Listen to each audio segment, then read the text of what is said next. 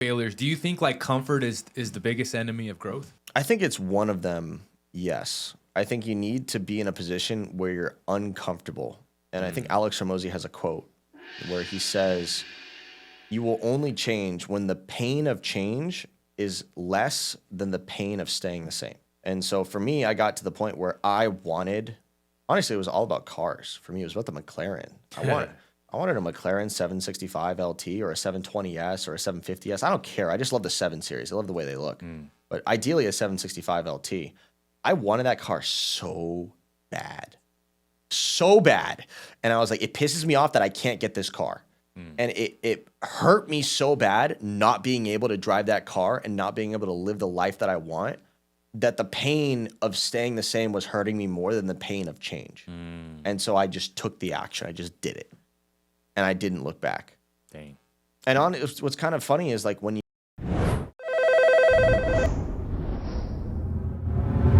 All right, guys, welcome back to another episode of the Closers Network podcast. Today, we have a super interesting guest, a closer sleeping in his car, dialing for deals, and betting on himself to outgrow his debts. This gentleman started in retail sales before moving into debt and tax resolution phone sales. His story is about figuring things out, staying consistent, and using crypto as a tool to climb out of debt and take control of his future. We're going to dive into that. In today's episode, we're going to talk about what it really takes to chase growth when life isn't comfortable, the mindset it takes to stay locked in, and how your environment shapes who you become. Please help me welcome today's guest, Ken Van Voorhis. Ken, what's up, man? Welcome. How's it going? It is going well, dude. It's going well. I'm excited to have you here because you popped up on my Instagram feed like every other day. I'm like, who is this dude popping up on my reels in the little discovery section? I don't know if the algorithm just realized like you live nearby and it's like feeding me it. You got good content, of course. But dude, I want to kind of like jump right into it. You're living in your car right now, or one of your multiple cars, I should say. Help our listener understand today what led you up to living in your car, and like what does like a typical day look like for you right now? Leading up to it, there was a series of events that led to this happening. It was a combination of I chose to do it and also circumstances forcing me to choose that path. Like obviously I would have rather not been homeless in the first place, right? But given the position that I was in at the time, I analyzed all of my options and that was the best one. Because at the time, not only was I about to lose my roommate, and so the room that I was paying for, I was going to have to cover the whole thing. My rent would essentially double from $1,000 to $2,000 a month. I also had just lost my job. Like, I think it was a total of, 9 days before my next rent was due. And I was on a month-to-month lease. And I was like, well, I just lost my job that was making me all my money. I have all of this debt. I have a crypto portfolio. I had a couple grand in crypto that I could have used to skirt by, but the last thing I wanted to do was sell that money. That was the last thing I wanted to do. I was like, I have spent the last year grinding to try to put this portfolio together. I'm not going to waste it all just because I lost this job. And so I was like, you know what? I'm just going to give up the apartment. I have 2 cars. I'm just going to sleep in one. I'll drive the other. And I'll save $1,000 a month in rent, and I'll put as much money as I can into cryptocurrency while the market is still climbing, because we hadn't reached the peak of the bull market just yet. And so that's what I did. I started on the 1st of January, and it sucked. It sucked for like the first 28 days because I was sleeping in my BMW. Okay. And it was super uncomfortable. What type of BMW? It's a 330e, so it's like a hybrid 3 Series. It was ass. It was like the worst experience ever. Like I could not do that. Like trying to sleep in that BMW for like the amount of time that I have, it would have not worked at all. I was uncomfortable. I constantly had a stitch in my side. The cops were kicking me out of like every parking lot or everywhere that I tried to sleep because the car was like really suspicious. It just drew a lot of attention and it had no tint. And so in order to like black it out, I have to like put my hoodies in the windows, just like roll the windows up on my hoodies. Yeah. And sometimes because it was winter, I'd have to leave the car on. And so like there'd just be this random car idling throughout the whole night, just sitting on the side of the road. It drew too much attention. I kept drawing eyes I didn't want to. Thanks. So let me ask you this, because you mentioned even while you had the apartment, you had 2 cars. Are you just like a car guy? Like, are you super like just into cars? I am a car guy, but that was a mistake as well. Okay. So when I was young, I was super impulsive, and I wanted this BMW so bad. And you had the Tesla first? No. I had the BMW. Oh, you first. had the BMW first. Okay. So I had my last car. I had crashed, and I had a little bit of money from insurance. And I was like, you know what? I really want to get a BMW. And on all of my previous cars, I'd compromised. I'd said I'd originally wanted something that was nicer, and I compromised to something that was cheaper and not what I wanted. And this time I was like, I am not going to compromise. And so I went to the dealership. Sticker price was 28. I walked out the door at 37 somehow. I don't even know. I don't even remember how that happened. The sales guy was just like, oh, you need this. And I'm just like, bro, I just want to drive off the lot with the car. Just like, whatever you do, just let me drive off with it. And I did. With 10 grand of negative equity from day one. Dang. But I didn't feel it. I had the most fun in that car ever, but I didn't feel it until like a couple years later when I'm like, okay, now it's starting to break. And now I need to like get another car. And I'm like, oh shit, I can't sell it because I'm upside down. And a dealer doesn't want to take it back. No one wants to take it back. And there was too much negative equity to roll into the next loan because it exceeded the LTV that banks would allow for. And I was like, crap, like I'm stuck. But my income was doing good at the time because I was in sales, and I was like, you know what? I'll just buy another one. Yeah. Why not? And so then I bought my Tesla Model 3, and I only had that for like 3 months before I got into like a mini accident and ripped the subframe on it. Dang. And dude. so then that's a $6,000 repair. And what was really unfortunate was my mechanic actually screwed me over. How? He committed straight up insurance fraud. I didn't know that his business was going under, and he was my homie. And so he's like, yeah, take it to me. I'll give you like the best price and everything like that. And I'm like, great. Took it to him, paid him a $2,500 deductible. Insurance paid him out like $3,300 or something like that. So we had like a total of a little bit over $5 grand. And he just took the money, didn't fix the car. And the next thing I know, he's like dipped into Mexico. Dang. And he's just gone. Business is gone. Adios. Everything's gone. My car's in a random ass parking lot in Santa Ana for like 6 months while I'm texting him. He blocks me. And I'm like, fuck. Like, I did not expect that to happen at all. Shit. And so this is a friend. Yeah, he was one of my friends. He literally been working on my BMW, worked on all of my friends' cars. Like, we all used him as our mechanic. We all got screwed over in some way, shape, or form. Dang. My friend, he parted out my friend's car and sold it without him knowing. What? Yeah, like literally, my friend had like a Prelude that he was working really hard to rebuild, a Honda Prelude. Parted the whole thing out, sold the car, and didn't even tell him. He found out when he couldn't find the car. Dang, dude. The guy just screwed us all. One of my friends, he took my friend's Porsche to Mexico. I was gonna say, I wonder if his like grand scheme of things was like, hey, I'm just gonna go to Mexico anyway, and none of this is gonna matter pretty soon. So let me just. It must have been, but it was like honestly such a betrayal because the guy was really cool. I didn't see it coming. It was like an actual backstab. What did you learn from that? Oh man, I don't want to be racist, bro. I don't want to be racist, but like I'm choosing my mechanics a little bit more carefully next time. Okay. Because I don't want it to be a friend. I want my mechanic to be someone who I have a professional relationship with, not like the homie. The homie. Right, Yeah. because I just don't think that relationship works very well. I'd rather pay full price to make sure that my car is worked on properly and that it's serviced to the best of its ability and that it's not going to get sent into Mexico or Wherever. left in a parking lot for 6 months. So, Dang, dude. but yeah, that's wild. that really screwed me over on the Tesla, and from there I was like, shit. So I was sleeping in a broken Tesla for the first like 6 months of this journey, 8 months of this journey. Sleeping in a broken Tesla, can't drive it over 60 miles an hour. Otherwise, the front or the back of the car could literally rip apart. Dang. And I was driving my BMW as a daily. BMW just kept breaking, bro. 1 month after another. It was like $1,000 a month consistently in repairs for the BMW just to keep it driving. And then eventually it got to the point where I'm like, honestly, it'd be cheaper to buy a third car than to keep repairing this BMW every single month.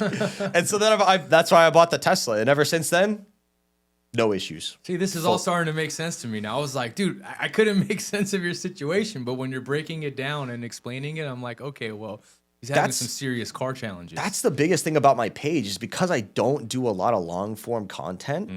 like people just see these like clips of me saying things and they're like, this guy's an idiot. Or like, why is he doing this? Like, it doesn't make any sense. But then like, if I paint the picture, then they're like, oh, like I'll get so many people in the DMs who like DM me like, dude, I need to know what happened. Yeah. And I'll give them a little rundown and they're like, oh my gosh, that makes so much sense. And I'm like, yeah, I'm not just out here buying cars at random. Like, it's like, it's all a calculation. And something you share with me that I think is interesting, I wanted to maybe get into it later, maybe we can get into it now, is you said I think you said something along the lines of like the most important thing to you is like not repeating the same mistakes. Yes. Something. Can you kind of talk a little bit about that? So if you repeat, okay, so here's something that I heard. I think it was Alex Hormozi who said this. It's the amount of times that you need to learn a lesson. In like the more times it takes for you to learn a lesson, the more stupider you are. And so for me, what I'm trying to do is learn all of my lessons on the first try, or at least as close to it as possible. Don't make the same mistakes again. Yeah. So like with choosing my mechanic, I already have a set of rules about how I'm going to avoid that ever happening again. The same way with I co-signed for one of my friends on a car, and then he wasn't able to make some of those payments, so I had to step in. I have a new set of rules for why that will never happen again. Right. And I feel like as long as every single time you fuck up, you're able to find a way to make sure you don't fuck up again, then that fuck up was 100% worth it. Yeah. Because that was a lesson that you learned that helped you become a better person. And you're only ever going to get better if you fuck up.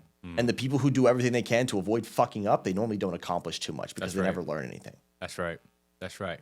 Yeah, I always find it interesting because I think most people kind of need to put their finger in the fire to feel the burn a little bit. And it's less often than not where it's like people can learn from a mentor or can learn from, don't do X, Y, and Z. But I feel like just human nature is just like, I want to feel it for myself. I have to go through it myself. And then I really get the lesson. So I always find that interesting. But yeah, dude, I think most people definitely need to go through it to get that better understanding, get that clarity, and understand what to do, what not to do on the next round. You shouldn't put a finger in it. You should jump in it. you should jump in that fire because you'll learn so much more, so much faster. And I definitely think there is power in learning from other people's mistakes too. Yeah. Because when I see someone that I know or respect fuck up, I can learn from their mistakes so that way I don't repeat it, which is why I feel like having mentors is such an important thing. But you're always going to have your own unique experiences in life that you can't take from a mentor. Yeah. Do you have any mentors that like really stand out to you? Maybe like one or two that you really kind of look up to? Or so in this day and age of social media, I think it's a lot easier to have mentors on Instagram as role models. And I don't really think you need like a singular individual person mentor until you've already climbed quite a lot of rungs on the ladder. So for example, I really look up to Alex Hormozi. The way that Alex Hormozi is able to structure and extrapolate out business concepts to life and give people a very, very clear understanding of exactly what needs to be done to be successful. I don't think there's a lot of other people out there who can do that like he can. Yeah. And so listening to his videos, I feel like I get more intelligent and I feel like I actually understand and learn concepts not just on a level where I can repeat them, but on a way where I can apply them to my life. So I watch a lot of his videos and I really look up to him. I feel like he's one of my biggest mentors right now. And I feel like once you've gotten to the point where a lot of people on social media, they're not above you anymore. Like I have so much to learn. I am just starting out on this. So I can still learn from mentors on social media. But you'll get to a point where you're kind of on the level of most of the people on social media. And then that's when you have to seek out someone who's above you in the shadows. Yeah. Right. Like after I have like 100 million to 200 million net worth, I can't do what I'm doing now, which is learning from people on social media because I've passed them. Sure. You have to learn from above. Yeah. No, I love that, dude. No, Alex is the freaking man. We just came back as a company. We went, I think like 7 of us went down to like a scaling workshop recently in Vegas this year in February. Pretty dang legit. And I've been to invested in a lot of masterminds, a lot of coaching programs, probably between Rich and myself. We're probably about $500,000 deep in just investing in ourselves. And I would say probably one of the biggest values we got as far as an organization or a person is Hormozi for sure. I made a video about that. I think it was literally yesterday. I was considering not paying off my debt at all. Because I was realizing that by taking the money that I could be using to pay off my debt and just reinvesting it into myself and learning how to generate more income, I make more than enough money to pay all of my monthly payments and more. Like if I would have focused on just strictly paying back debt over the last couple of months, I only would have paid down like $9,000 of debt. But by instead focusing on cryptocurrency, going to the gym, getting in better shape, and learning sales, my income went from $5,000 to $10,000 a month. So that covers everything right there. That covers all of my debt payments and gives me more than enough money to pay off my debt faster if I would choose to. But I would rather just keep reinvesting in myself, keep increasing my income, and keep increasing the gap. Because I may be in $150,000 of debt right now, and it may feel like a lot to me right now because I'm only making around $120,000 a year. But if I was making $300,000 to $500,000 a year, $150K isn't anything. Yeah. It's all relative. It's all percentages. So it's like, how do I increase my skill sets and my ability to increase my income in order to basically pay off the debts? Exactly. Well, let me ask you this. Have you ever, or will you ever consider maybe like, you know, a Donald Trump strategy where you just file for bankruptcy, let's say?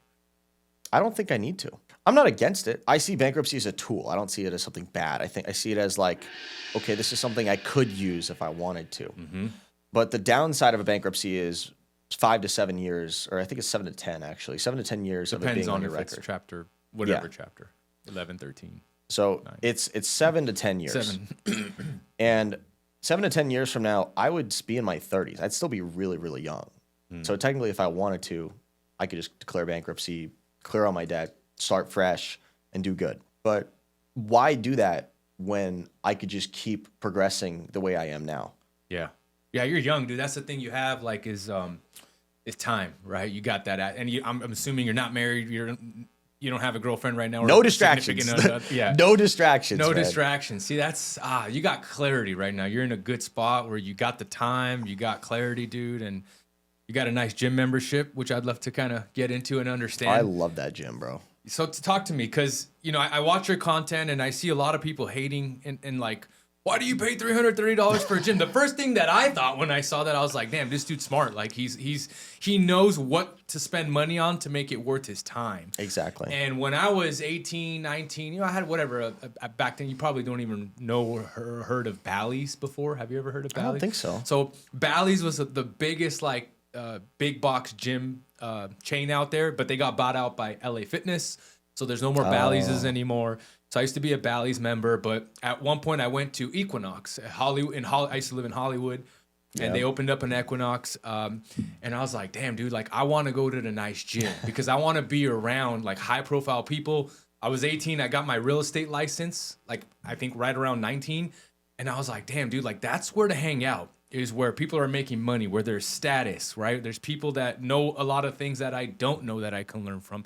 Be in that environment of, how do I even describe it? It's just a different environment, different magnitude of a person you're going to be around at a Equinox or a Lifetime or wherever than you are at your typical probably big box gym. Like, are there some heavy hitters and stuff? Of course, there's going to be like heavy hitters and stuff like everywhere. But like anyone who's paying $300 for a gym membership, like has their priorities a little bit, you know, different. I feel like most people, they're stuck in price-based thinking. So all they see is the price tag and they're like, that's crazy.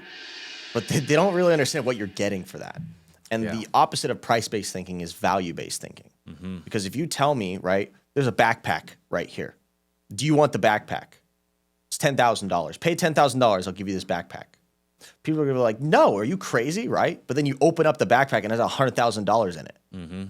Obviously, you'd pay the $10,000 knowing what's inside it, right? That's the value in it. And so when people see the gym membership is $330 a month, they're just thinking about, oh my God, $330? That's such a large percentage of income, or that's such a waste. I could go to LA Fitness for $50 or $45 or whatever the fuck it is now. But then what I'm thinking is like, okay, there's 3 kinds of people that are going to buy that membership, right? It's going to be people who have so much money that they could give a fuck about spending $330 a month on a gym membership. It's for the flex. I want to be around those people. Those people know something I don't, right? The second person is going to be someone who very much cares about their health and their fitness to the point where they think it's worth it to pay $330 a month for the gym, to be around other people who care about their health. That's also someone I want to be around, right? And the third is going to be people like me who see the value in being around those other two people. And so that's, I want to be around those people too. Those are people on the come up just like I am. Yeah. And so that's why I chose to get the membership. I got it purely for the networking. And honestly, the connections, the ones that I can note off the top of my head that I've taken advantage of so far, I got a TikTok creator network sponsorship within like my first 2 months at the gym. Dang. Like someone who allowed me to monetize on TikTok lives. I haven't taken too much advantage of it yet, just because I'm still trying to figure out how that's going to fit into my brand. But that relationship is there. That relationship is there, and I'm still a part of that network. And it's hard to get into one of those networks. You have to be like a paid creator at that point. Dang. And so that was a big connection. That was really, really recent. I've learned a lot about working out since I've been there. I connected with this one guy. We go to the sauna a lot, oddly enough. I would see him in the sauna. He'd be in there for like 45 minutes. Is that the dude you're battling with? Yeah. I'd be battling this guy in the sauna, and I'm like, oh my God. Like every time I was in there, he would outlast me. And I'm like, bro, this guy was in here before me, and I'm in here for 30 minutes. I'm pushing myself to hit 30 minutes, and he's in there past me, right? And then I ended up talking to him. Turns out he used to run ultra marathons with David Goggins. Just like crazy connection. This guy has so much knowledge about mindset and health in general. It's crazy. Talk about like building your mental fortitude, right? Surrounding yourself with like somebody who's ran ultra marathons with David Goggins and tapping even just a little bit to that, dude. That's insane. And he introduced me to another guy at Lifetime who has a very similar mindset, and he goes into sauna for long extended periods of time too. And that guy actually manages the back end for an exotic rental car company, which is exactly what I want to do. So I've been able to sit down and talk with him for hours at a time on multiple occasions and get all of this knowledge that is industry specific that I can't get online. You can't research this. ChatGPT can't tell me some of the stuff this guy knows. And I wouldn't have ever been able to have that direct connection into the industry that I want if I had not gotten this gym membership and just had conversations with the people around me. That's right. That's right, dude. I got to give you one for that. So exotic rental, that's interesting. So my uncle owns an exotic rental company in West Los Angeles. I don't know if you've ever heard of Platinum Motorsport or Platinum Car Rental. Platinum Car Rental, I haven't. I've heard of Platinum Motor Imports. No, Platinum Motorsport. They've been in the game for like 30 years. They do a lot of customization, but they have like separate divisions where they work with all the biggest athletes, biggest companies, brands in the world. Anyone in like music, just celebrity status guys, and like fix up really high-end exotic ultra luxury cars. They have a separate division, which is like a car rental company. And then they also have a chauffeured car division where they, like black cars and stuff. Exactly. Like, Sprinters are hot right now. The custom Sprinters, they have some limos and stuff like that, but mostly like Sprinters and like black Escalades or, suburban type vehicles. Chauffeured car service, really big. So if you ever want to talk about that offline, I can maybe introduce you to my uncle for that. Yeah. So your kind of end goal in all this is you'd love to maybe own an exotic rental company. Is that a vision for you? I do, but I have a little bit of a different idea. Tell me. To start off, because it's a very competitive space, right? Everybody is always trying to like get into the exotic rental car game. It sounds really cool. I mean, there's this guy on Instagram, J Cannon Bloom. I mean, he's showing people how to do it in real time, but the way it's very competitive, to say the least, and it's a very niche market. And so my idea was, instead of doing the renting myself, why don't I just do an exotic car consignment company and I consign to these rentals? Because these rental companies, they all have a consignment program where they want to take the cars from other people and arbitrage them instead of actually owning the cars themselves. Because then they don't got to worry about the financing. They don't got to worry about the depreciation. They don't got to worry about any of that. All of which, since I've gotten fucked by all of that so many times, I have a lot of experience in that. I know how to track depreciation now. I know exactly how to structure auto loans. And I have a lot of experience in those areas. So I'm like, okay, what if I can just take over that side of it for them? And so what if I'm the one who goes out there, I finance the Lamborghini Urus, right? I go and finance it under a company. I get fleet financing. I structure the revenue in a way where I can continue to get more and more auto loans for these cars faster. And then I just consign those cars to them who already have the clients, already have the insurance, already have the rental knowledge. They can rent them out for me. And then I just track the depreciation. I make sure I'm never upside down on the cars. I make sure I exit them at the right times. I make sure I get them whatever cars they want. And then instead of them having to go to 20 different investors to get 20 different consignments. They can come to me, one person, and I have everything. Yeah. And then once I have that kind of power and convenience for them of, hey, you can only come to me for your cars. You don't have to worry about going to these exotic renters or these exotic people to get your cars and putting them all together in this crazy network. Just work with me one-on-one. Now I have the power. Now I can negotiate better terms. And also I learn more about the exotic rental industry while I'm doing that. And if I ever wanted to rent them out on my own, I could. And I own the assets myself, so I wouldn't have to arbitrage them. That's dope, bro. That's a cool freaking vision you got. That's the plan. Yeah, that's awesome. One of the things I'm real curious about, man, kind of going back to sleeping in the car, like when you wake up in the morning, like what's your first thought that hits you? I need a piss. That's the first thought that hits me in the morning. I'm like, where do you go to piss? I got this big bottle, like this big jug that I bought at a gas station. Originally, it was like a water jug. Like I just used like it a gallon. Yeah. It's one of those. But then I turned it into a piss bottle, and I've had the same one for like 8 months now. And so I'll just like wake up every single morning, and I'll just like take a piss.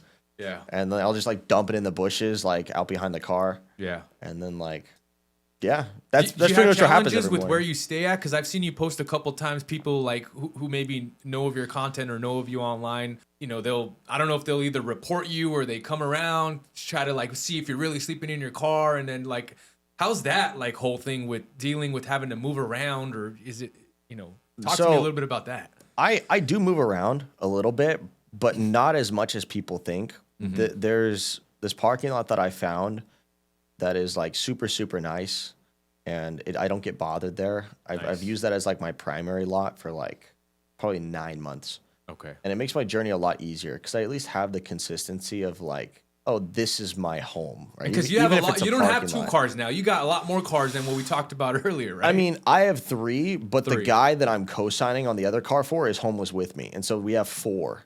And we park them next to each other at night. Okay. And so we've just been on that journey for. He's been with me for about 2 months. I think I saw you posting about him like about a month ago. Yep. But then people were like, "Where did he go? Where's your buddy at?" Yeah, everyone was asking because like he's on his own journey. Okay. I mean, he may be using a similar strategy to what I'm doing, but he's on a different journey entirely. He has different plans and different aspirations. I'm encouraging him to post it on social media as well, but he's a little bit more shy than I am. Yeah. I don't mind putting my failures and I don't mind putting myself out there and just showing everybody, hey, I'm fucking up, but at least I'm trying, you know? Yeah. And on that note, dude, talking about failures, do you think like comfort is the biggest enemy of growth? I think it's one of them. Yes. I think you need to be in a position where you're uncomfortable. And I think Alex Hormozi has a quote where he says, you will only change when the pain of change is less than the pain of staying the same. And so for me, I got to the point where honestly, it was all about cars. For me, it was about the McLaren. I wanted a McLaren 765 LT or a 720S or a 750S. I don't care. I just love the 7 Series. I love the way they look. But ideally a 765 LT. I wanted that car so bad. So bad. And I was like, it pisses me off that I can't get this car. And it hurt me so bad not being able to drive that car and not being able to live the life that I want, that the pain of staying the same was hurting me more than the pain of change. And so I just took the action. I just did it. And I didn't look back. Dang. And what's kind of funny is like when you're staring it in the face before you make the decision, it looks really, really scary. But then once you do it, it's really not even as bad as you thought it was going to be. I thought sleeping in my car would suck. I thought this would be like the worst thing ever, but it was really not even that bad. The first month was the hardest because I needed to get the routine down. I needed to figure out, okay, how am I going to do this? How am I going to do this? Okay, I need to make up for this. What's my shower routine? What am I going to do? But then after I got the Lifetime Fitness membership, and after I found this parking lot that's been pretty consistent, and after I got my routine ironed out, I'm like, okay, I've pretty much solved all of my problems. Now I just need to execute this same loop for the next 300 days. Yeah. And that's what I've been doing. My life is pretty much a loop right now. I don't really do anything different every single day. So it's interesting, dude, because when you get into that next phase of growth and it's uncomfortable at first, but at some point in time, I realized it just kind of becomes the new norm, right? And it's not really that uncomfortable. It's just the new norm. And then you work on the next level from there. you know, one of the things you mentioned is like mindset determines, you know, whether you even take action. What does it look like for you on days when it's like hardest to stay consistent? It's going to be days where I have so much going on. It's going to be the days when my routine is broken. So there's a couple of days where something happens. Like, for example, this podcast, right? I'm out here doing a podcast with you right now. Normally, I'd be going to Lifetime Fitness right now and working out. And so this is going to disrupt my daily routine. So I have to be consciously aware of the fact that my routine is different today, and I need to switch it up. I need to make sure I film my video today. I actually need to film 2 because yesterday was Halloween, and I was out working a side hustle all night. And so I actually didn't film a video yesterday. I'm behind. And so now I got to make sure, okay, I got to film the video from yesterday. I got to make sure I film one today. I got to make sure that I hit the gym, and I got to make sure I hit my calorie counts. And the days that my routine is disrupted are normally the days where I miss my calorie count. I don't bulk enough. I normally fall short. And sometimes I'll miss out on a video. I'll get a day behind. I'll have to post 2 videos the next day. But the routine is what has kept me the most consistent, because I know, okay, at this time I do this, at this time I do this, at this time I do this, very structured. And as long as I execute that every single day, I know that I will do the things I need to do. And the places in my life that I am currently lacking in are actually the one-off events that I need to take care of. Like, I had a traffic ticket that I didn't take care of for like 3 months, and it was late. I had to go get an extension just because it doesn't fit in my routine anywhere. Like, where in my routine do I have to go track down a cop to get a fix-it ticket for my license plate? Yeah. And so it's hard for me to do those kind of one-off events. That's where I really struggle, is doing things like that. But if I have a set routine for it, easy. It's just consistent at that point. I love that, dude. That's actually really powerful. The way you just broke that down, I think there's a lot of value that the listener can get out of that. As far as crypto, man, I think one of the things people always like say is like, oh, dude, why have we only invested so much in crypto? Like, how come you haven't invested more in crypto? And I think you see crypto as maybe, or, you know, you tell me what you see crypto as for you, and like what your plan is to be able to invest more in crypto, especially with the market kind of volatile. So the reason that I chose crypto is because it's emerging, right? And the people who make the most money in pretty much any area of life, they got in early somehow. That's something that I've noticed just across the board. The people who have made the most money in life, they got in early to something. And so crypto right now, despite the fact that, I mean, people know about it, we're still very, very early as far as adoption goes. I mean, I'm pretty sure I read a study somewhere, but then again, I've been seeing this study pop up on my feed for the last like year, so it could be outdated now. But it said that we have the same amount of users in crypto as the internet did in 2003. And then we saw what happened to the people who got into the internet early and really built on that platform. I think it's going to be very, very similar to crypto. Because right now, Web3 is the big space that's emerging, and then Web4 is going to be coming up in the next couple of years with augmented reality and virtual reality, and we're going to see a massive boom in that, almost like an alternative internet. Almost, I believe, is what we might see. A decentralized internet that's not controlled. I think that would be very interesting. But as far as the investment opportunity of it goes, there's been no other asset class that has outperformed Bitcoin over the last, I would say, like 15 years. And if we talk about on an annual basis too, I think there's only like 3 years that Bitcoin has gone negative in the last 15 years. Dang. And the years that it did go positive, it went positive like hundreds of percent. Better than everything else. So in my mind right now, I don't think there's anything better than Bitcoin. I'm actually, despite the fact that I am not buying Bitcoin for what I'm currently trying to use crypto for, my ideal crypto stance would be almost like a Bitcoin maxi, where I just buy it and I never sell it. I take loans out against it and I leverage myself that way, but then I never sell the Bitcoin itself. But I think people get confused when we just say crypto, right? Because crypto is just a broad label. And people don't understand that there's different spaces within crypto. There's meme coins, which is basically like gambling, right? Anything that has a very, very small market cap, like below 100 million, is pretty much gambling at that point. Very high risk, but also very high reward. So it's a very volatile space. I don't try to touch that. I'm not really a fan of that. I think it's a little bit too risky, a little bit too gambly. I dipped my toes in the water like about a month ago when I launched my meme coin. Did not like it at all. Like, I was only really invested into it for like a couple of weeks, and then I'm like, this is not what I want to be doing. This is straight up gambling. There was too much chance, too many factors I couldn't control. I like things that I can control a little bit more. Yeah. Then you go into the mid caps, which are going to be like 100 million to, I would say, like a billion or maybe like 10 billion market cap. And those coins they're still high upside potential, but a lot of them have some kind of utility. If they were able to get to like a couple billion market cap, there's something going on where like they actually have a use case in the world. And then you have the large caps, which are like the big ones that everybody knows about. You'll still get good gains off those. It won't be nearly the same as the mid caps or the small caps, but it's a little bit more consistent. And I feel like whichever space you decide to invest in is kind of based off your risk tolerance and also what your plans are. So, for example, I was trying to scale my money quick and fast to try to get into that first Lamborghini Urus so I could start the rental car company. Yeah. So I chose mid caps. If I didn't need a fast scale, like if I was just putting money away for a rainy day, I'd choose Bitcoin or a large cap. A little bit more consistent, a little bit more safe, right?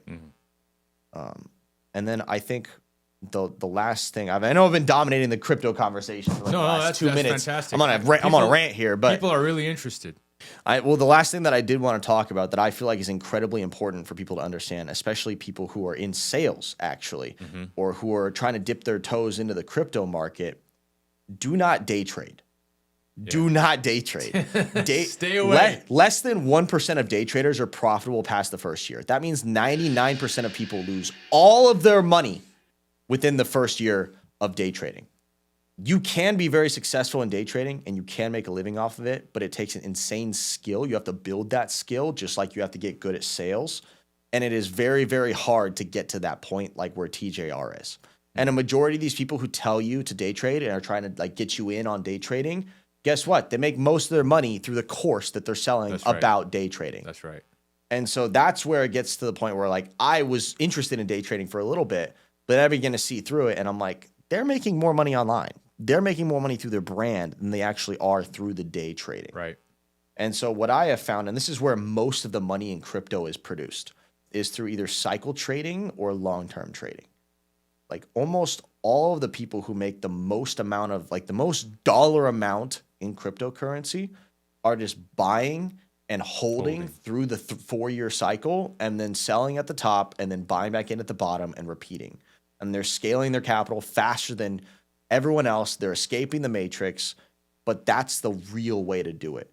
The day trading is more of a scam. Or I don't want to say it's a scam because it does work in essence, but it's a lot less consistent. Yeah. So the way that I have just found that has been pretty consistent for me, and I haven't made any crazy gains yet, but it's helped me on my way, is hold a steady job that is decent income that allows you to invest a large percentage into cryptocurrency every single month, and then buy at the bottom, sell at the top, repeat. Yeah. I love that. Yeah, I think that makes a ton of sense, and it's a strategy that'll work for more people than it won't, right? So exactly. That's the thing I love about that strategy is like day trading, you have to commit your life to it and make it a skill for like 3 to 5 years before you really start to get good at it. Yeah. However, if you just hold a job, whatever your job may be, you might be a welder, you could be in sales, you could be a teacher, anything, as long as you have income left over at the end of each month. You can still buy crypto when it's down as long as you understand the cycles, and you can wait for it to go up and you can sell at the top. Yeah. A little semi on topic, but a little off topic from sales. But we also, we're a sales agency, so we partner with a lot of people, help them sell their products and services. Do you have any thoughts, or have you ever looked into like algorithmic trading? You mean with like where like bots? It tells you? I've heard a lot about bots. Mm-hmm. I've had several people reach out to me and try to get me to use their bots. Mm-hmm. I'm not interested in it at all. Okay. Because I don't trust anyone that's reaching out to me with a trading bot. Because one, I have to give it access to a wallet, right? Yeah. So there has to be a lot of trust there, and I don't have a lot of trust for the crypto community. Okay. I'm sorry. I should have clarified. I didn't necessarily mean bots just in crypto. I'm talking, I don't know if you ever like dabbled into or heard of like Forex trading at all? Like trading like US and Euro currency pairs? The example that I was given, the metaphor that I was given for Forex trading is like trying to be a human soldier in a world of Terminators. And so that's where I'm like, I'm going to stay out of Forex for now, unless there's like some unless there's some like easily foreseeable trade that I could make, I'm going to stay out of it. Yeah. But also it takes knowledge of each individual market in order to get into it. I don't even know I don't even know the platform I'd have to go to make a Forex trade. Yeah. I don't have that knowledge. And I feel like by focusing in on crypto, I'm able to give myself more niche knowledge in that area compared to if I were to focus on everything at once. Like I can use Robinhood to buy stocks. I don't even know what an option is. Yeah. Like honestly, I don't even look that much into it. People will say, "Hey, do you trade options too?" And I'm like, "You got to explain to me what an option is, bro, because I'm not paying attention to that." I'm locked in on cryptocurrency, sales, my personal brand, and buying a Lambo. That's pretty much it. Yeah. That's cool. Dang, dude. So, as far as sales, one of the things you shared with me is you learned some sales stuff from Jeremy Miner. What's like one specific maybe technique or what like as far as someone who's in tax resolution sales right now, how do you leverage some of the information that you've learned and how is it working inside of your day-to-day? The biggest thing that I have learned is going to be tonality, right? And tonality and learning how to speak is absolutely great in every aspect of life. I mean, just sitting here on a podcast with you, I could say something like, "So do you want to buy now?" And go up at the end. "Do you want to buy now?" Submissive question. Neuro-linguistic programming. Exactly. NLP. But if I say, "Do you want to buy now?" Right? Go down at the end. More solid, more confirming. That's what I have learned from Jeremy Lee Miner. And then he talks about his tones, right? Where you can have a concerned tone, where you can have a curious tone, where you could have it was concerned, curious. There was empathetic? No, there was one more. There was one more big one. Man, what was it? There was one other tone. I use it every day, but I don't know exactly what it is. But just when you're on the phone with someone and you need them to realize something, but you can't tell it to them directly because when you're direct with people, they always pull back. Right. They don't want to hear it. But if you can go like, are you sure? I mean, are you sure that's the best option, or what makes you think that way?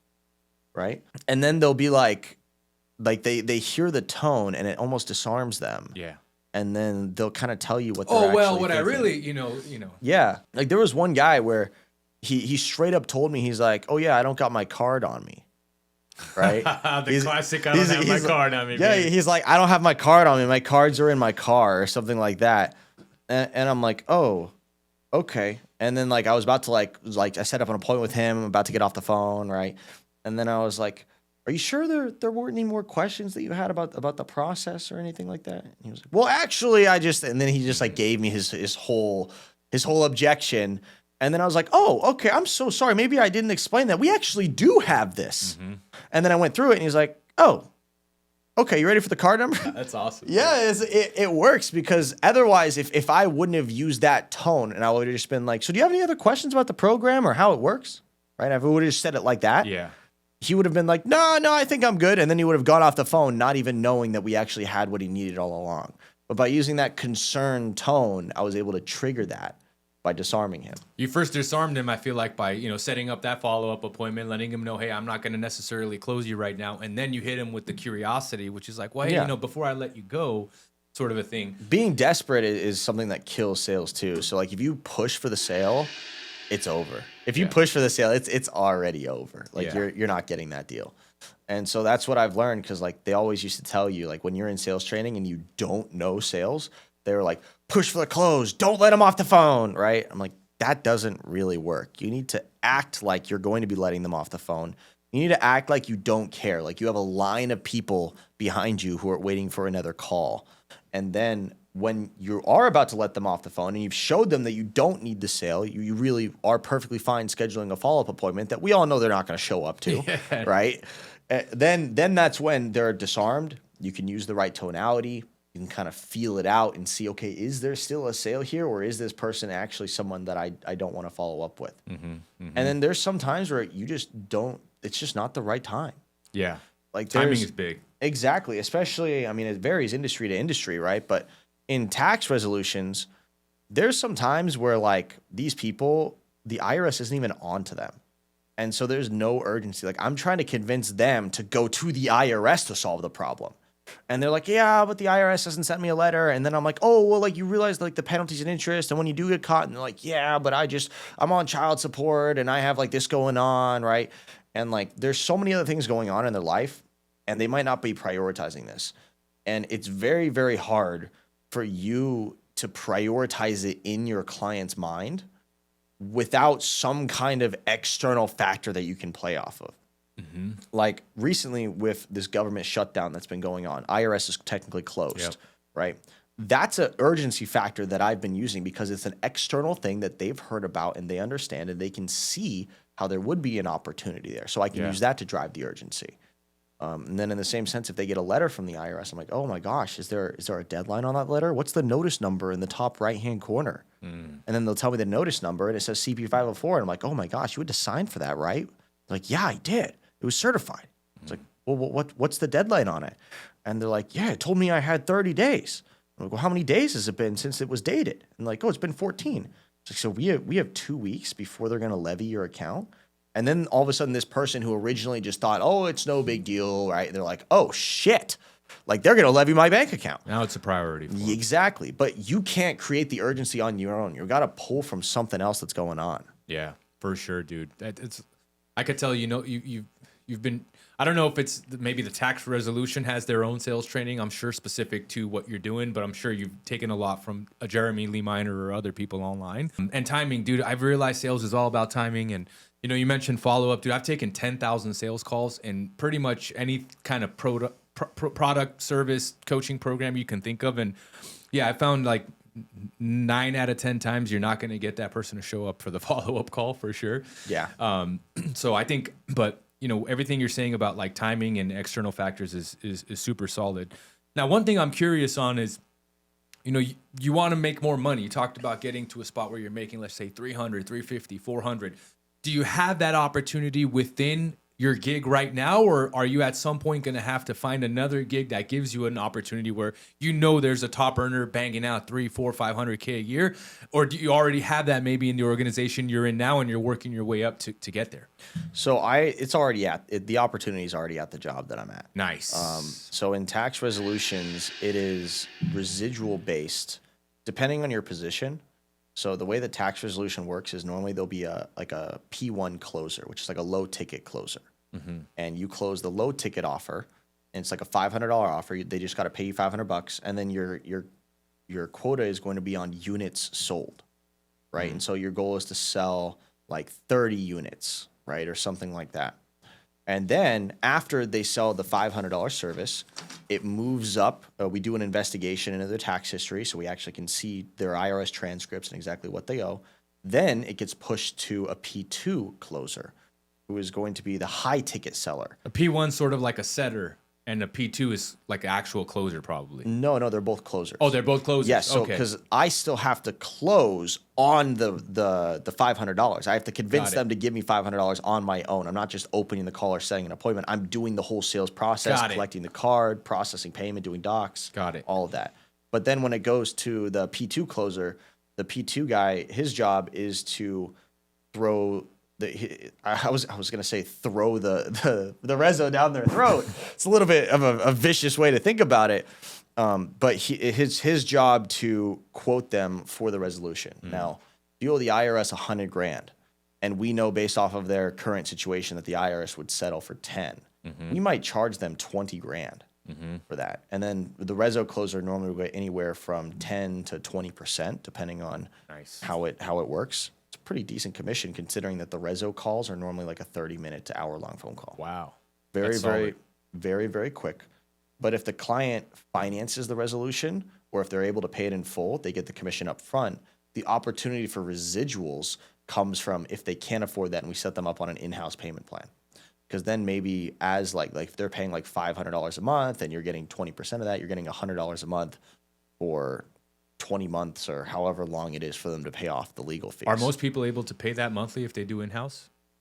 So we guarantee all of our clients up front that they can, or at least at our company, we guarantee them that they can afford our resolution payments for the in-house because we can customize it however we want. We can do a 400-month term if we wanted to. We have complete control over it. That's dope.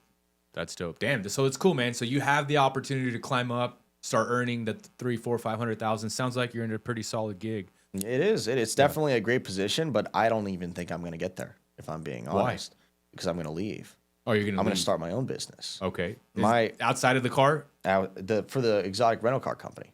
Okay, so you want to dive into that? That's already. what I want to do, because one thing I've learned, I've gotten fired from so many jobs, man. Like, especially in sales, like the sales jobs, there's always something going wrong. Marketing's going bad. Manager doesn't like you, right?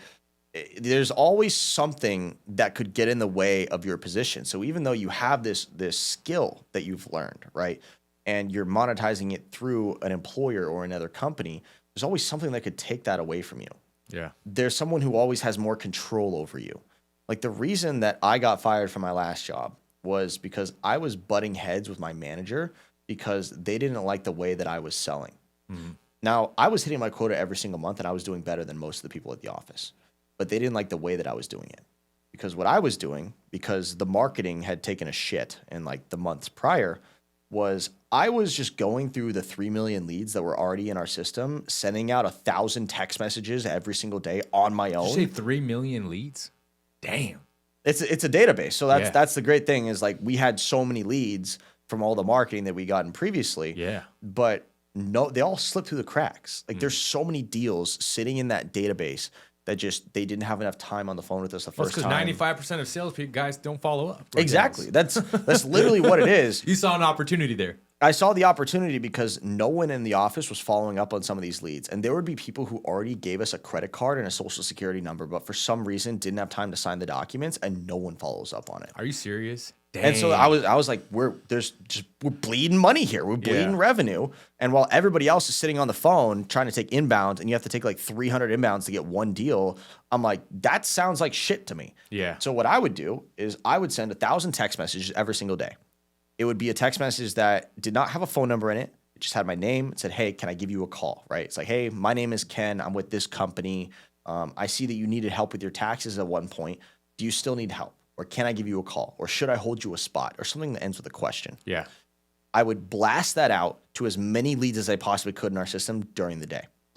I would basically be following up on the entire company's pipelines all at the same time. And then I would get the replies that would come in. And I would get people who say, no, don't give a fuck about those. Then I would get the people who say yes. They say yes. I called them the second they said yes, within like 5 to 10 minutes, because I already knew that they were on their phone if they replied to that message. Very high percentage of them got on the phone with me. And then once they're on the phone with me, then I can sell them. Because I had the skill of selling. I was really good at selling. The problem was the marketing, and the problem was like the CRM and like the training. Like the follow-up training and everything like that. Yeah. So if my problem that I noticed, I was like, I do really good, and I have a really good closing ratio when I get them on the phone, because I'm good at selling it, but I can't seem to get enough food in my mouth fast enough. And so then I started running these text campaigns in our system. Management hated that because it's not scalable. If everybody in the office was sending text messages to like every single lead in the system, the whole sales floor would fall apart, because no one would be taking inbound, and all of our marketing vendors would leave us in the cold. Yeah. And so I understand why they didn't like it, but at the same time, it was working. Yeah. And that's what pissed me off, was like, this is working and you guys aren't solving the problem. I've told you multiple different times, there are leaks in our logic system. There's leaks in our CRM that are causing us to lose deals. I am proof. I haven't taken an inbound in 3 months, and I'm still near the top of the board as far as initials are concerned. And There's a big gap. You noticed the gap. There was a huge gap. Yeah. And so eventually I got fired for that, because I just kept, they kept telling me they kept giving me quotas that they wouldn't give anyone else. And it was just bullshit. And I know I went off on a tangent here. I was a little bit stuff right here. I was a little bit salty about that, because I was doing the job that they gave me, which was closing deals. I wasn't hired to take calls. I was hired to close deals, and I was closing deals, but they didn't like the way I was doing it, so they fired me, essentially. They found a reason to fire me. See, the thing is, in our sales organization, dude, we're all about like results and getting the deal across the finish line. Like, obviously doing it ethically. We don't want you to doing anything unethical. But what I hear you saying, dude, is like you found a gap that nobody else was taking advantage of. Right. And that's on the business. That's on the leadership. That's on the management. Right. They could have figured that stuff out and they didn't. You came in. You're like, hey, man, I noticed X, Y, and Z. And then, you get in trouble for that. But it's like, at the end of the day, it's like they don't have their shit dialed in. To tie that back to my overall point, right? Because even though I was a little bit upset by that, and losing that job is part of the reason that forced me into the position where I was like, I should probably go homeless. At the same time, I can understand why they would fire me for that, because they're trying to make their company move in a certain direction. And by me working against the company's goals, I was being a hindrance. Now, should they have created an AI automation that did exactly what I was doing? Because everything that I was doing could be automated and would honestly be more deals for the wholesale floor instead of just feeding myself. Yeah, they could have done that. They should have done that. They didn't, but it doesn't excuse the fact that I literally went against what my managers were telling me to do for months. For months, they were giving me write-ups and saying, you got to stop doing this. You got to take inbounds. You got to hit this outbound count. You got to do this. And I just kept doing it because it was working. So I get that. I get why they fired me. But what that taught me was that I will never have full control over my life as long as I am relying on income from someone else. And so that's when I was like, okay, I have this sales skill. This isn't going away. I can use it for someone else, or I can use it for my own company. And so that's why I want to try to get into this exotic rental car company as soon as I possibly can. Because once I have my own income, no one can take that away from me. I am in my own control of my own business. That I feel like is the true key to financial wealth, because I could be making $500,000 a year for someone else, and then manager doesn't like something I do and I lose my $500,000 a year income. That's right. What's even the point in that? Yeah. But if you build it on your own, not only can you scale it past $500,000 and you have control over every aspect of that income, no one can take it away from you. So that's why at my current position, I could stay here for the next 3 years and I could make $300,000, $400,000 every single year consistently. There's people doing that right now at my office. Or I could take advantage of the opportunity that I have with this good job that I have right now, and I could prepare to start a business, and I could start the business on the side. And then once the business income is enough that I will be able to live off of that income alone, then I can go full time on the business. So what's your plan to do that? How are you going to get that Urus or your first car to rent out? So the hardest part is getting my credit in the right position. Now, despite the fact that I'm already $150,000 in debt, I have a very clear understanding of how the credit works. And I understand that the only reason my credit is low is because my high credit utilization on credit cards. I've never missed a payment. I don't have any derogatory marks on my credit. I have a high debt amount, but I also have high income. The only thing hurting me is that my credit utilization is like 80%, like 70 to 80%. If I took $6,000 right now and paid off all my credit cards, which I could do right now if I really wanted to, my score would shoot up to like a 750 to like a 780. And my credit's already in that position. I mean, the other thing that's hurting me is credit history. I'm young, so I don't have like long-term credit lines that have been open. That's the other thing hurting me. So what I need to do in order to get this Lamborghini Urus and prepare myself for that, one, my income needs to be consistently 10 to 12, if not more, $1,000 a month, every single month. I need to be consistently hitting that marker so I can back that up as proof of income to the bank when I get the loan. Two, I need to pay down my credit cards. And so that way my score goes up, and then my score will affect the interest rate and my lendability. And then three, I need to lower my debt to income ratio, which I can do in two ways. I can lower my debt to income by making more money every single month. Or increasing your credit limits? So no, I can increase my credit. I can decrease my credit utilization by increasing my credit limits. Right. But to increase my debt to income, or to decrease my debt to income ratio. Oh, sorry. I didn't catch that. Yeah, I get confused too. There's similar percentages. Yeah. But to decrease my debt to income ratio, I either need to increase my income or I need to clear monthly payments. Right. So the easy monthly payments, I have like about $550 a month in personal loans right now. It's like 3 personal loans. I think they total out to be like close to like $12,000, $13,000, something like that. If I pay all of those off, I free up my debt to income ratio greatly. And then I can keep my other auto loans, and they actually don't contribute to my DTI that much at the moment. So you think you can get a Urus like making $12K a month? Do you think Lamborghini, like a brand new one or a used one? I would probably get a used one. Okay. Most likely speaking. Yeah. It's going to be like a what, $3,000, $3,500, $4,000 payment for that? $3,500 to $4,500 is like the range that I'm looking for. I'm going to put $50,000 down. I already have a couple of different people who said that they will lend me the $50,000 down payment because I don't have that kind of capital. Yeah. But I can bring them on as an investor because it's a business vehicle. It's not meant like a pleasure vehicle. It's not like my Lambo, right? It's being rented out. Sure. So I can just give them a percentage of revenue in exchange for their down payment, and then also I can secure the word I'm looking for, guarantee. I can guarantee their down payment. So when I sell the car, they get their down payment back. Yeah, you're a personal guarantor, I think, at that point. So I already have it all structured out. I already have people who would give me the investment money for the down payment. I might be able to come up with the down payment. Is that all from building a brand? Being able to have people invest in you because of the brand that you're building online right now? Partially, but not entirely. The brand definitely gives me a little bit more credibility and shows people that I'm serious, right? Because I'm putting my word out here on the internet saying I am going to do this. And people who know me know that I'm a man of my word. And I try to execute everything that I say that I am going to do. Yeah.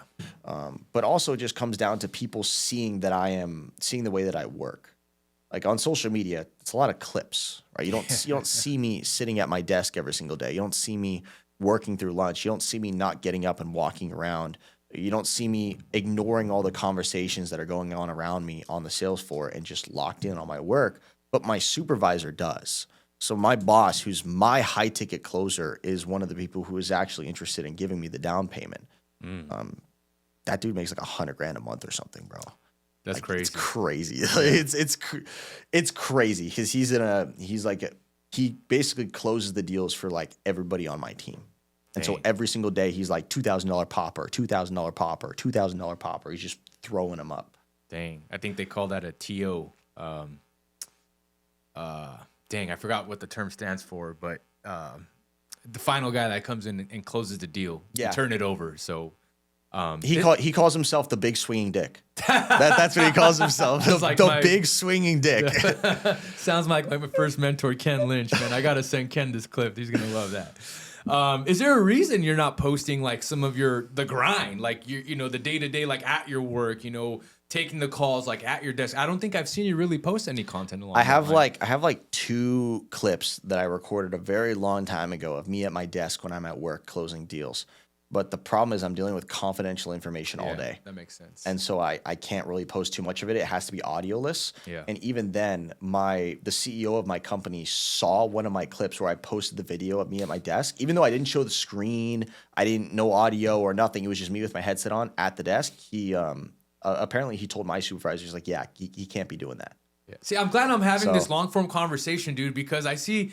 Like, you get a lot of people, I'm sure, that love what you're doing. They're a huge fan. And then you get a lot of people, the keyboard warriors, just talking all sorts of nonsense. But, like, to have you come down and, like, sit down with me and explain this stuff, I'm like, dude, I'll be honest. I feel like you come off way more genuine, like, talking to you in person and hearing you out. Thank you. Like, asking you these questions.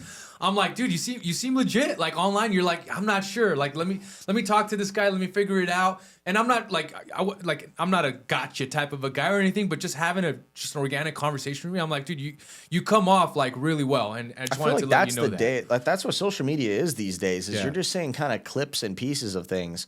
And so you never get the full picture, which is why I started doing long forms. I mean, I had so many podcast requests for the longest time, and I turned a lot of them down. I took like 2, like really early on in my journey, I took like 2 podcasts because like the guy had like 30K followers or something like that. But then I get these like little podcasts that would come out and they would be like, hey, like come do this podcast, right? And I would look at their page and they get like 200 views on YouTube or something like really small. And I'm like, you know what? It's not worth my time. I'm not going to do it. But then I sat down and I had a conversation with I think his name was Mike Searock. And he got famous and he built his brand by strictly just growing by taking as many podcasts as he possibly could. So he was a millionaire and he wanted to grow his brand, to my knowledge, but he didn't really know. I mean, it was when podcasts were first blowing up, right? First coming on. Yeah. And he just decided, you know what? I'm just going to take everything. He did like 2 podcasts a week, every single week for like a year. Wow. And he would just tell his story, and then eventually some of the clips got views, and it was the sheer quantity of podcasts that he was doing in the long form, and he asked for the raw footage from every single podcast. And then what he was able to do was clip those up however much he wanted, put different podcast clips together, hire a media team, and now he has hours and hours and hours of long-term footage. A single podcast he could clip up into 20 shorts. And you can do a single podcast in a day. So technically you can do 20 shorts a day if you wanted to, if you have a team behind you. And that's how he rose to fame. He has like 2 million followers or something now. And it was just eye-opening, because then I realized, like, fuck, I've been doing this all wrong. I've thought that podcasts were like a way for me to get famous. Like, I should only go on podcasts with people who like are already famous, to like try to expose myself to new audiences. But the reality is this long form is essential for getting your own audience to understand you and who you are. Like, I don't know how much of my own audience watches my podcast that I do. Yeah. I mean, I'll post them, but I don't post them on my own channel. I don't know. They don't get a lot of visibility unless I link them directly in my story. Yeah. But I can only imagine that there's people, like you said, who viewed me one way on social media, but then thought, you know what, I'm going to give this podcast a listen. I'll see how it is. Yeah. And then they watched the podcast and they're like, holy shit, I never saw Ken that way. I didn't know Ken was actually like that. I thought Ken was an impulsive idiot gambler. Right. And then they realize that I'm a little bit more strategic and I'm a little bit more calculated. Yeah, you're smart, dude. You're smart. You got, you're thinking clear, I think. From everything that I'm gathering, I'm like, damn. And yeah, dude, podcasts are a living, breathing advertisement, and they're for life, right? At some point, someone could go back and hear this 5 years later, take something out, whatever different podcast that you did. That's part of what I'm doing now. I mean, I have a very, like, if we talk about my personal brand in particular, I have a very long-term approach for it. Like, I'm already planning what I'm going to be doing with this podcast in like 5 years, not podcast, but like we're doing with my brand in like 5 years, because I'm understanding that this is going to follow me everywhere. This is the most important thing in my life right now, because everything else can just fade away. My exotic rental car company could fail, right? I've come to terms with that. It could absolutely flop, right? I could get fired from my sales job. Everything in my life could go absolutely sideways. But the one most important thing that needs to stay intact is my brand, because that is my reputation, and that will stick with me for the rest of my life. And so that's why, like, I've been putting a lot of focus on my brand, even when I don't want to post. I mean, right now I'm in like the winter arc. The winter arc. Do you know what winter arc is? No, tell me. So winter arc is like a masculine discipline, like gym grind that lasts from like October 1st to like the end of the year. Okay. To my knowledge, it's like the last 3 months of the year, you're supposed to lock in, you're supposed to go dark, and you're supposed to just grind out in the gym. It's gym oriented in particular, but you're supposed to completely focus on gym and money and becoming successful and becoming a better version of yourself. Instead of waiting for New Year, you get that shit started now. Exactly. You get it started early. I think that's partially where it comes from. So I've been on my winter arc since October 1st. And I was like, part of me is like, I really just want to stop posting. I really just want to not post on social media, and I want to lock in, not have to worry about filming a video every single day, and just focus on improving my body and becoming the best version of myself. But I know that if I did that, it would stunt my growth, because you need to be consistent. Yeah. And I know there's people who are watching for this journey. So I don't want to skip out on the last 3 months of the year, right, as crypto's coming to the peak, when I know there's people who want to see what's going to happen. Am I going to sell? Am I going to get an apartment when it's over? What's going to happen? And I'm sitting there wondering what the heck's going to happen. Yeah, a lot of people are. I'm wondering what's going to happen, bro. I'm part of me is like, shit, man. Like, is crypto going to pump or not?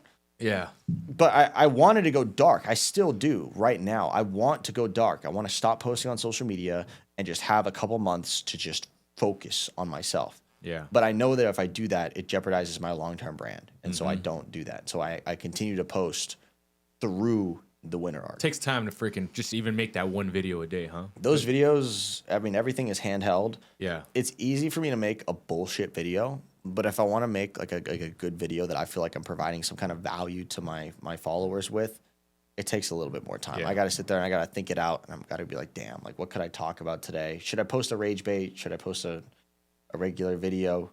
Like, what should I do? Yeah. So I definitely, the brand is what I value above all else right now, because when I'm 50 years old, I'm still going to have that brand. Yeah. That will be the center point of my life, because the brand is me. That's right. It's not, it's like attached to me forever. Dang, dude. I think that's the best way to end it. Ken, is there anything else you want to leave with our listener that you and I haven't chatted about today? I think we've covered a lot of things. I think mindset is the most important thing that you can have correct. It doesn't matter what your circumstances are.